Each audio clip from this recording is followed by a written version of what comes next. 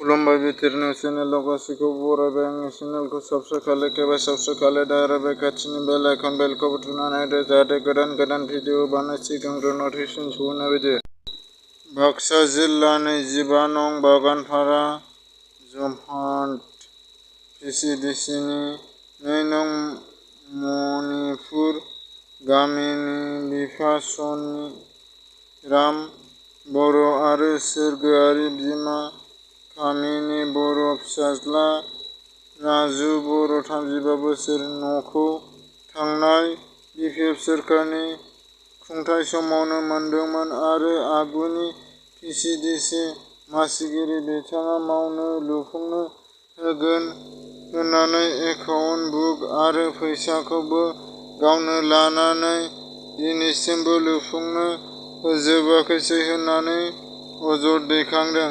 बे समाव गोदान सोरखारखौ बेनि सायाव नायबिजिरनो मोनसे मोजां राहा लाना न'खौ बोरै लुफुंनो हायो बेनि राहा लामा दिन्थिनो गोरिब नखरफोरखौ खावलायदों। थारैनो हामारगोनना प्रमद बर'नि परिबर्ड सोरखारा जोंनि खौरांखौ मोननायनि उनाव बेफोरबायदि गोरिब नखरनिफ्राय 15 बोसोर रांखावरि जाख्ल'नायखौ नागिर BTCनिफ्राय उदां खालामनो समासो मिन्थिहोसिगोन।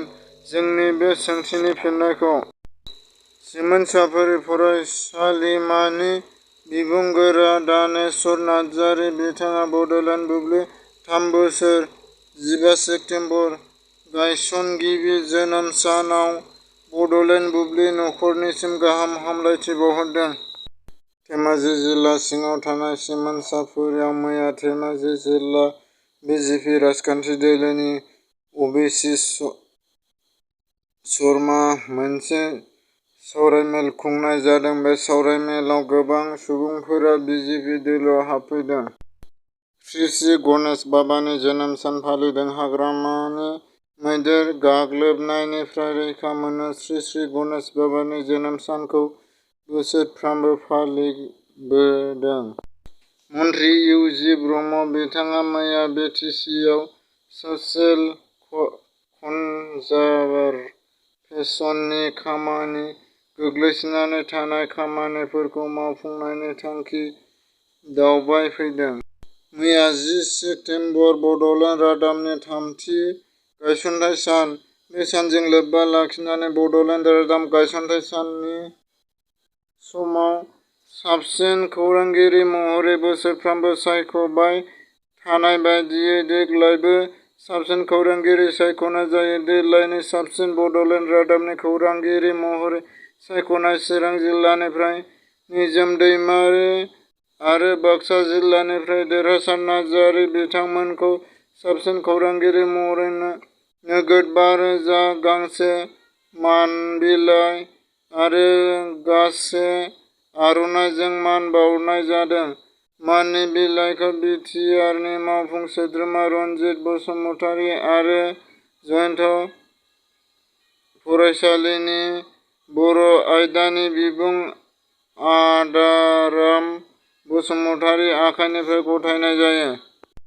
क'क्राझार जिल्लानि सिङाव थानाय जरनाग्रा गामियाव मैया कमपिंस फेस्टिभेल एन्ड स्किं विथ स्टेन्ड अप खौ बड' ट्रेमिननि बानजायनायाव साननैनि हाबाफारिजों 10 सेप्तेम्बर आरो 12 सेप्तेम्बर खुंदों। बे हाबाफारियाव BTRनि मावफुं सोद्रोमा प्रमद बर' बिथाङा हाग्रा बिफाननि मावफुंगिरि रनजित बसुमतारि MLA लरेन्स इस्लारि आरो टुरिजिम बिफाननि मावफुं सोद्रोमा धर्मनारायण दास बिथांमोना बाहागो लाना हाबाफारिखौ जाफुंसार खालामदों।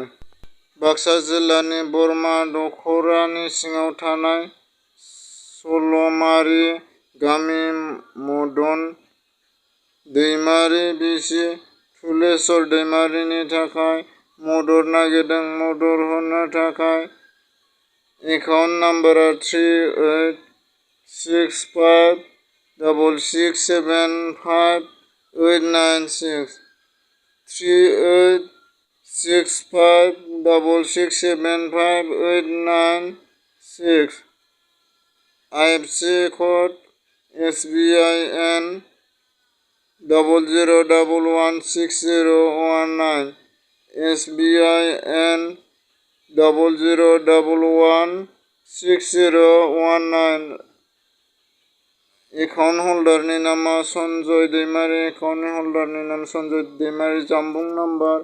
7896046981 7896046981